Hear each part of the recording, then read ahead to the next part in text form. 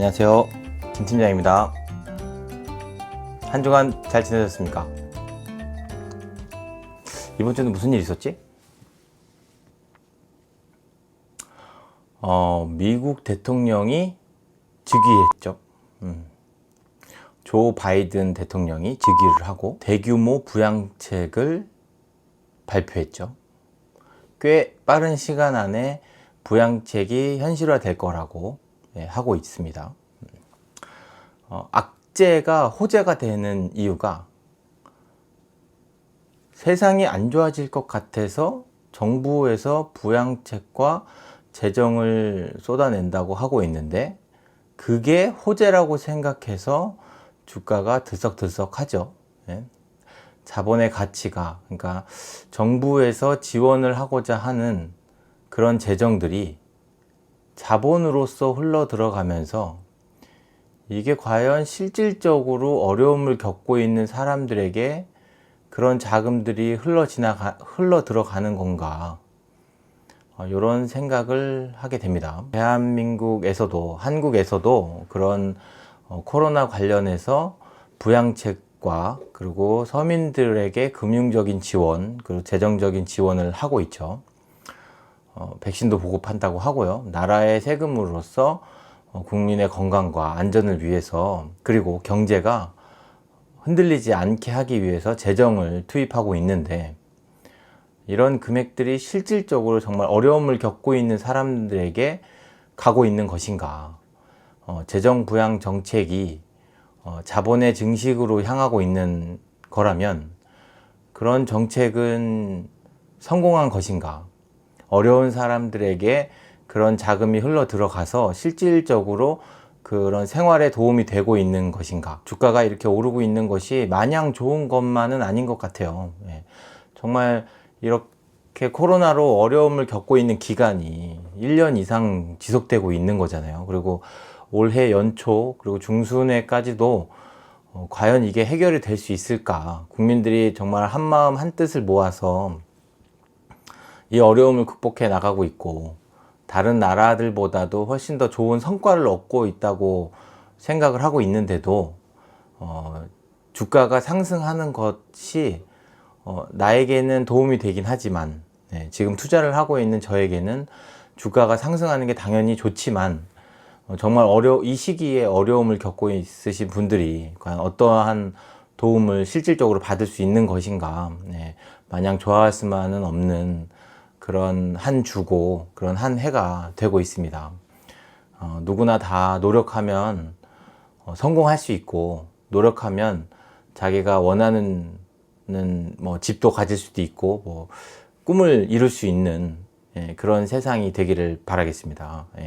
제가 이렇게 투자를 하고 있고 이런 영상을 만들고 있는 이유도 다 같이 노력하고 모두에게 다 서로 윈윈 할 수 있는 이런 투자라는 것도 있고, 이런 투자를 어떻게 진행을 하는지 가감 없이 이렇게 매주 한 번씩 이렇게 공개하면서 많은 분들이 좀 도움을 받으실 수 있는 분들은 도움을 받으셨으면 좋겠고, 저같이 이렇게 직장인 분들이 투자를 하고 있는데 나도 한번 해볼까, 잘 해볼까, 막 테마주나 그런 급등주만 따라가고 남의 이야기나 뉴스만 보고 매수나 매매를 하지 않게 그렇길 바라면서, 저처럼 투자를 해도 안전하게 수익률을 누릴 수 있다 라고 말하고 싶어서 이렇게 영상을 촬영하고 있는 겁니다.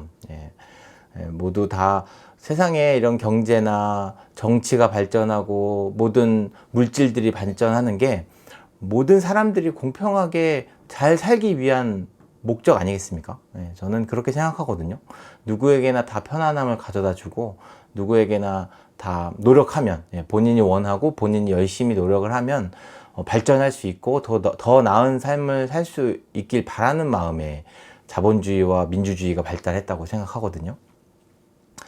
오늘 이렇게 매매 일기를 얘기하기 전에 너무 장황하게 말씀을 드렸는데, 좀 코로나가 너무 오래되면서 한쪽으로 부가 치우쳐지지는 않을까, 그리고 한쪽 편은 너무 어려워지는 사람들에 대한 생각을 좀 해봤으면 하는 마음에 이렇게 말씀을 드렸습니다. 한 주간의 매수를 말씀드리겠습니다. 자, 매수. 제가 이번 주부터는 매수한 단가도 함께 공개를 하려고 합니다. 이게 매수를 했다, 매도를 했다만 얘기하기보다는 그거를 과연 얼마에 매수를 했느냐도 중요하잖아요. 근데 매수를 하다 보면 전에 매매했던 금액보다 더 비싸게 매수하는 경우도 있어요. 저는 그 금액의 기준을 두진 않고 보유하고 있는 종목의 상대적인 등락률에 기준을 해서 매매를 하기 때문에 매매의 기준이 조금 금액 단가가 전보다 비싸니까 절대 사지 않아, 뭐 전보다 싸니까 무조건 사야 돼, 뭐 이런 기준은 아닙니다.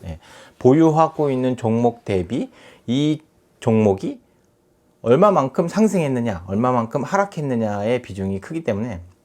그리고 저는 계속 적립식으로 투자금을 늘려가고 있어요. 연초에 비해서 지금 투자금이 더 많이 늘었고요. 20년 초에 비해서 지금 투자 원금은 당연히 많이 늘었습니다. 모든 직장인 분들이라고 하면 목돈으로 한 번에 큰 돈으로 투자를 하고자 하시는데, 그렇게 투자를 하게 되면 내가 평소에 하고 있는 그런 직장 생활을 온전히 이룰 수 없다는 거. 열에 한 8분 정도는 그쪽에 신경이 쓰여서 내 월급이 300만 원인데 3천만 원을 투자했다. 그러면 그 등락을 보면 하루에 뭐 10만 원, 뭐 많게는 100만 원까지 막 등락이 오갈 텐데, 투자금이 오갈 텐데 제대로 일이 안 됩니다. 저는 투자금을 늘려가기 위한 방법으로 매달 적립식으로 투자금을 늘려가고 있어요. 그러면 저는 처음에는 10만 원, 뭐 20만 원부터 시작을 해서 뭐 1년이면 100만 원, 200만 원 늘려가고, 또 3년이면 뭐 1000만 원, 2000만 원 늘려가고, 이렇게 금액을 점점 늘리다 보면 나의 그릇도 커진다고 하죠. 투자금이 점점 늘어나면서 내가 투자한 금액들에 대한 등락에 좀 무뎌지게 돼 있어요. 그렇게 투자금을 늘려야 된다고 생각합니다. 그래서 장기간 투자를 해야 된다는 거예요. 지금도 처음에 저는 2,000원짜리 한 주로 주식을 시작을 했거든요. 그때는 하루에 뭐 100원, 200원 막 왔다 갔다 하는 것도 신경이 쓰였어요. 근데 지금은 하루에 뭐 몇십만 원, 몇백만 원 왔다 갔다 하는 것도 그때하고 비슷한 느낌이라는 거. 일단 제가 이번에 매수를 한 종목 중에 특이하게 볼 거는 뭐 LGU 플러스 통신주죠. 이게 배당도 꾸준히 주고 있고 수익이 정기적으로 나고 매출도 일정하고, 또 나라의 기반 산업이고, 또 국민들이 모두 다 사용하는 통신 재료이고, 물론 이제 다른 성장주에 비해서는 성장력이 떨어진 종목이라고도 생각을 하시는 분들이 계실 수 있어요. 근데 통신은 앞으로 세상이 발전할수록 얼마만큼인지 더 필요한 거잖아요. 통신, 뭐 먹고 자고 뭐 입고 이런 것만 생필품이 아니라 우리 핸드폰도 생필품에 해당할 정도로 모든 국민들이 핸드폰을 갖고 있고, 또 핸드폰을 갖고 있으면서 통신을 하고 있잖아요. 성장주도 중요하지만 내가 생활하면서 필수적으로 필요한 그런 필수재, 그런 쪽에서도 중요한 종목이라고 생각해서 LGU 플러스도 보유하고 있고요. 현대제철, 뭐 철강, 뭐 테슬라나 뭐 전기차 이런 거 막 성장주라고 해서 막 등락이 엄청 심하잖아요. 근데 그 모든 것은 다 금속으로 만든다는 거, 뭐 플라스틱이랑 금속으로 만든다는 거, 또 플라스틱이 원유로 만들잖아요. 석유로 만들어요. 그리고 우리 실생활에서 석유가 필요하지 않은 게 거의 없어요. 지금 원래 뭐 작년에는 마이너스까지도 석유의 원유 가격이 떨어졌지만 보통 작년에 한 40불 정도로 갔던 게 지금 뭐 한 58불 정도 될 거예요. 석유도 뭐 석유를 대체할 수 있는 대체 에너지원들이 물론 개발이 되고 있지만, 석유 자체가 에너지원으로만 사용하는 게 아니라 실생활의 제품, 우리가 생각하는 플라스틱, 간단한 건 플라스틱을 만드는 종류 중에 재료를 쓰기 때문에 아직 그 석유를 대체할 수 있는 게 에너지에서만이 아니라 다른 종목도 되게 많다는 거. 그래서 석유는 나는 없어지지 않을 거라고 생각해요. 그래서 석유가 그냥 일반 석유에 대한 그 ETF도 있고, 석유가 하락할 때 수익이 나는 석유 ETF, WTI ETF, 그러니까 상대적인 거죠. 올라가서 석유 가격이 상승할 때 이익이 보는 석유 ETF와 원유 ETF와, 그리고 원유 가격이 하락할 때도 이익을 보는 원유 인버스 ETF도 함께 투자를 하고 있는 거예요. 석유 값이 올라가서 석유 가격에서 석유 원유 ETF에서 수익이 나면 매도를 하고, 그리고 올라가게 되면 떨어지는 경우도 있잖아요. 그러니까 인버스도 똑같이 해지 목적으로 매수를 해서 하락하게 됐을 때 인버스에서 수익이 나면 다시 인버스를 매도를 하고, 이렇게 석유 원유 ETF에서 수익이 난 걸 인버스 ETF로 매수를 하는 거죠. 근데 그 3월 달에, 작년 3월 달에 원유 가격의 등락이 너무 커져서 원유 ETF의 밸런스가 약간 조금 깨졌어요. 예. 한쪽이 수익이 나고 한쪽이 또 매도가 돼야 되는데, 이게 투자 초기에 밸런스 조절이 좀 안 돼가지고 지금 같이 사고 같이 팔고 막 이렇게 되고 있어요. 그래서 앞으로 추이가 어떻게 지켜져야 될지 계속 봐야 되겠지만, 이번 주에는 원유 ETF와 원유 인버스 ETF가 함께 매수가 되었습니다. 현대제철 그리고 금속 관련된 거니까 매수가 됐고요. 토지신탁은 이제 신용 관련된 그 신탁 회사인데 배당을 많이 주고, 신탁 회사인 만큼 재정이 탄탄하고, 오랫동안 그 내가 살아있는 한 토지 신탁하는 업무는 사라지지 않을 거다라고 생각해서 매수를 했습니다. 뭐 자세히 뭐 이렇게 매수한 기업들에 대해서 알지 않아도 이 기업이 내가 살아있는 한 망하지 않을 거다라고 하면 매수를 해서 그거에 대한 등락에 따라서 수익을 보는 방향으로 가니까요. 앞으로 한국 토지 신탁도 어떻게 주가가 형성이 될지 궁금합니다. 계속 보다 보면 또 제가 어떻게 매매를 진행하는지 아실 수 있을 거예요. 자, 다음은 매도입니다. 자, 매도 베트남 자동차, 대한항공, 아시아나항공, 이렇게 항공주가 엄청 많이 올랐죠. 지금 코로나가 해소된다는 그 기대감. 제가 항상 말씀드리는데, 주가의 등락은 기대감이 거의 다 주를 이루고요. 그 기대감은 실적의 선행, 실적을 따라간다 이거죠. 실적이 높으면 기대감도 더 높아지고, 실적이 낮아질 것 같으면 기대감도 낮아지고, 그러니까 주가가 등락을 더 많이 하는 거예요. 실제 주가는 이렇게, 만약에 실적은 이렇게 한 직선으로 갈 수 있다면 기대감은 올라갔다 내려갔다 이렇게 하는 거죠. 거꾸로 내려갔다 보면 이렇게 올라갔다 내려갔다 하는 거고요. 그런데 대한항공과 아시아나항공이 지금, 그리고 참 좋은 여행도 똑같아요. 기대감에 너무 부풀어 올라간 거죠. 실제의 실적보다도 기대감이 너무 높아서, 만약에 그 실적이 실적으로 구현되지 않으면 실망할 확률이 높잖아요. 그러면 기대감 때문에 너무 많이 상승한 건 매도를 해야 되는 거죠. 그래서 항공주와 여행주 관련해서 매도가 되었습니다. 그리고 베트남도 되게 웃긴 게, 이게 베트남을 저는 되게 좋게 봤어요. 이 매매하는 방식을 정립하기 전에 베트남 주식을 매수를 했었어요. 그것도 처음에 매수했던 가격이 2만 원인가 2만 5천 원인가 그래요, 단가가. 그런데 이게 시간이 지나면서 2만 7천 원까지 가더니 쭉쭉쭉 떨어지는 거예요. 근데 어떻게 이걸, 베트남이 사라지진 않을 거잖아요. 그래서 계속 분할로 계속 매수를 했어요. 시기가 될 때마다 매수를 해서 지금은 이제 수익을 내고 매도를 하는 겁니다. 16,235원에 매도를 했는데, 이것도 분할 매수를 계속 추가적으로 진행을 하면서 평단가를 계속 낮춰서 지금은 상승률이 많이 높아졌죠. 이게 뭐 한국 여행객이 많이 갈 거라고 생각해서 그랬는지, 아니면 베트남 자체적으로 경제가 많이 좋아져서 그랬는지 모르겠어요. 자세히 그 내용은 모르겠어요. 그 내용을 몰라도 주가는 올라갑니다. 내 평단가를 계속 낮추게 되면 그 평단가보다 언젠가는 주가가 높이 올라가게 돼 있어요. 그 사이에 내가 마이너스가 되었을 때 추가로 매수해야 되는 그 순간이 어려워요. 그게 나중에 상승할 거다, 망하지 않을 거다라는 믿음이 없으면 추가적으로 매수할 수 있는 그 믿음이 참 힘들어요. 힘들지만 베트남이 망하지 않을 거라는 거는 나도 알고, 이 영상을 보시는 분들도 알고 계셨을 거예요. 그래서 끝까지 그 믿음을 갖고 매수를 했더니 이제 평단가가 많이 낮아져서, 그리고 주가는 많이 상승해서 매도를 하는 시기가 왔네요. 베트남도 그렇게 매도가 됐고요. 지금 러시아도 많이 올랐죠. 그리고 에너지 관련된 거, 2차 전지 산업 관련된 거, 뉴스에 항상 많이 나오면 그거에 관련된 게 상승률이 되게 높아요. 성장할 거라고 믿는 사람들이 생기니까, 자꾸 내 귀에 얘기가 들리니까, 얘기가 계속 들리면 관심이 갖게 되고, 관심을 갖다 보면 부정적인 것보다는 긍정적인 게 더 많이 가지게 되거든요.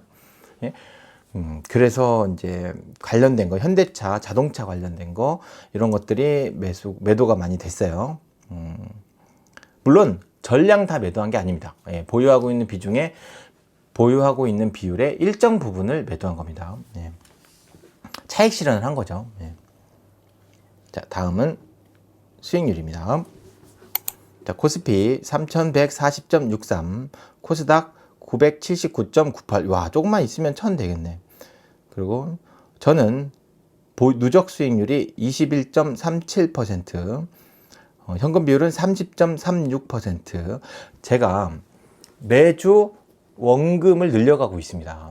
매주, 매달 이렇게 원금을 늘려가고 있어요. 그래서 지금 전주보다도 현금 비율이 되게 높아지고 있어요. 그러니까 보유하고 있는 그 주식을 매도를 하는 것에서 차익 실현과 현금이 늘어나기도 하고, 그리고 매수를 하면서 현금 비중이 좀 줄어들기도 하고 그러겠죠. 그러니까 자산 관리의 형태로 가고 있는 거예요. 예. 근데 전주보다 현금 비율이 늘었다는 거는 내가 추가로 투자하고 있는 금액들이 온전히 그냥 다 현금으로 남아 있다는 거죠. 예. 왜 근데 내가 투자는 하고 있지만 그걸 왜 현금으로 놔두느냐. 예. 언젠가는 다시 내가 투자할 수 있는 기회가 있을 때 부담 없이 딱 투자를 하려면 그걸 투자 금액 안에 모아놔야 돼요. 그래야 바로 투자를 할 수가 있어요. 다른 자금으로 놔뒀다가 다시 투자금을 끌고 올 때는 약간의 좀 고민과 조금 더 깊은 생각을 하게 되잖아요. 근데 투자금이라는 목적으로 보유를 하고 있다면 바로 투자로 진행할 수 있기 때문에, 그리고 그 비율을 가지고 투자하고 있는 거기 때문에 그럼 전체적인 총 투자금이 정해져 있어야 된다고 봅니다. 예. 솔직히 코스피가 이제 떨어질 줄 알았어요. 더 떨어질 줄 알았어요. 너무나 가파르게 올랐기 때문에 지금 저번 주에 보면 마이너스 2% 정도 코스피가 떨어졌잖아요. 근데 이번 주에 또 플러스 1.77%가 올랐어요. 근데 저는 이게 이렇게 올라갈 줄 몰랐거든요. 이게 더 떨어질 줄 알았는데 갑자기 오르는 거예요. 그러니까 이게 내가 다음 주에 더 떨어질 줄 알아서 다 팔았다면, 솔직히 그런 생각도 좀 해봤어요. 아, 보유하고 제 규칙을 좀 어기고, 예, 원래 매도를 하려고 하면 매도의 기준에 된 것에 보유 비중의 한 20% 정도만 매도를 해야 되는데, 아, 이게 누가 봐도 고점인데 좀 더 팔아봐야 되는 거 아닌가. 아, 이제 좀 어느 정도 차익 실현을 좀 더 많이 해야 되는 거 아닌가 라고 생각해서 차익 실현을 좀 더 할까 했는데 오히려 거꾸로 오르는 거예요. 그러니까 누구도 이 앞날을 모르는 거야. 앞날을 알려고 하면 안 되는 거예요. 예, 그 규칙을 가지고 계속 매수를 하다 보면, 그리고 매매를 진행하다 보면 내가 생각하지 않았던 방향으로 매매가 되더라도, 그러니까 하락을 할 거라고 생각했지만 보유를 하고 있는 금액들이 좀 더 크더라도 또 지금 이렇게 상승하는 것을 따라갈 수 있는 거죠. 갑자기 매도를 많이 했다 그러면 거꾸로 상승을 더 많이 하면 추가적으로 매수할 때 좀 부담스러울 거 아니에요. 예, 일단 수익률 자체는 어느 정도 작년 말, 그러니까 투자를 했을 때보다 아주 최고의 수익률은 아니에요. 예, 꾸준히 근데 차익 실현을 하면서, 그리고 현금 비중을 늘리고, 그러니까 투자 비중을 늘리고 있는 와중에도 수익률이 이렇게 탄탄하게 나온다는 것에 저는 투자에 아주 만족하고 있습니다. 예. 여러분들, 이 영상을 보고 있는 여러분들도 투자를 하시는데 자산의 배분과 매수하고 매도하는 것에 대한 기준을 정립하시는 데에 좀 도움이 되셨으면 좋겠어요. 예, 물론 어떻게 매수를 하고 어떻게 매도를 하고 그런 기준이 되게 어려워요. 예, 영상을 계속 찍고 계속 얘기를 하고 있는데도 이게 딱 잘라서 어떻게 말할 수가 없어요. 저도 엑셀에 그 보유 종목과 그런 종목들이 어떻게 매매를 하고 있는지를 나열을 하고 있는데 너무 많아. 예, 이걸 하나하나 설명을 드리자면 시간이 너무 오래 걸려요. 예, 근데 다만 어떤 종목을 매수했고 어떤 종목을 매도했는지를 보시면 그거를 이제 차트상에서, 제가 이제 영상의 차트를 다 옆에 그 매매에 관련된 내용을 얘기한 거는, 이렇게 언급한 종목들은 차트를 좀 이렇게 다 보여드릴 거예요. 그러면 어느 순간에 매매를 하게 됐는지, 차트가 어떤 시점에 왔을 때 매매를 하게 됐는지 보신다면, 이제 예측을 하긴 좀 어렵죠. 이제 그 상황을 예측하기, 제가 이제 주가 차트만 보고 매매를 하는 게 아니라 내가 보유하고 있는 비중이 얼만큼 되느냐. 예. 백화점 매매로서 대량으로 종목을 보유하고 있는데 그 보유하고 있는 비중과 수익률 뭐 이런 것도 다 계산을 하거든요. 종목을 갖고 있을 때 내가 갖고 있는 종목에 대한 정보, 그러니까 기업에 대한 정보는 기본적으로 갖고, 백화점 매매에서는 종목 선정이 되게 중요하거든요.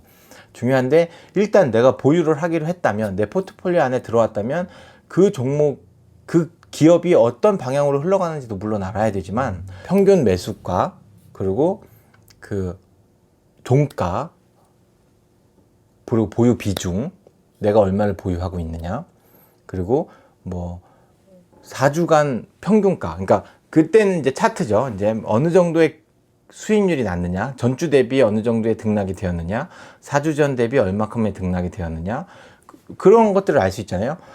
보유 비중 전체 그 투자 종목에 대한 비해서 보유 비중 투자 금액 현재 평단가 등락에 관한 것 그리고 매매했던 그런 기록 그러니까 최종 매매일 맨 마지막에 매매했던 기간이 언제인지 내가 보유했던 종목 중에 보유만 오래 하고 있고 종목에 대한 매매가 너무 없으면 안 되니까 매매를 150 종목 중에 가장 매매를 안 했던 종목 순위가 있을 거 아니에요. 맨 후순위 오랫동안 거래를 안 했던 종목은 매수를 합니다.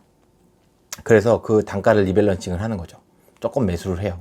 그래서 최종가와 매매했던 기간을 조금 변화하게 그래서 계속 꾸준히 정기적으로 매수를 할 수 있게 그래서 조금씩 매수할 수 있게 그리고 보유 비중이 낮을수록 매수할 수 있게 자 가장 매매를 한 지 오래됐고 그리고 보유하는 비중이 낮고 그리고 현재 평단가가 낮고 그러니까 현재 평가 금액이 낮고 그러니까 하락이 높으면 평가 금액이 점점 내려가겠죠. 그러니까 보유 비중은 투자 비중, 투자했던 금액, 원금에 대한 비중과 그리고 그걸 평가했던 평가 금액에 대한 비중이 있을 거 아니에요. 그게 낮고 그런 것일수록 매수를 한다는 거. 이게 너무 많아요. 지금도 나도 지금 얘기를 하고 있고 그거 기록을 다 일일이 엑셀에 정리를 하고 있는데도 머릿속에 생각하면서 얘기를 해도 어려워요. 이게 나중에 언젠간 이런 것들을 허심탄회하게 얘기할 수 있는 날이 왔으면 좋겠습니다.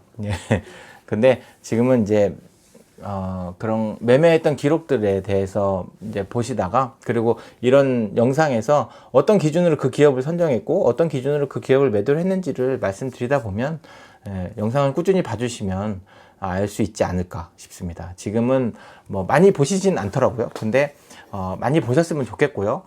직장 생활 하시는 분들이 저와 같이 수익률을 좀 누렸으면 좋겠습니다. 이게 개인분들이 이렇게 투자를 권유하고 나 잘했어, 나 잘했다고 하는 건 아니지만 나는 이렇게 투자를 하고 누군가 이거에 대해서 도움이 됐으면 좋겠다라고 생각하면 뭐 고점이라고도 합니다.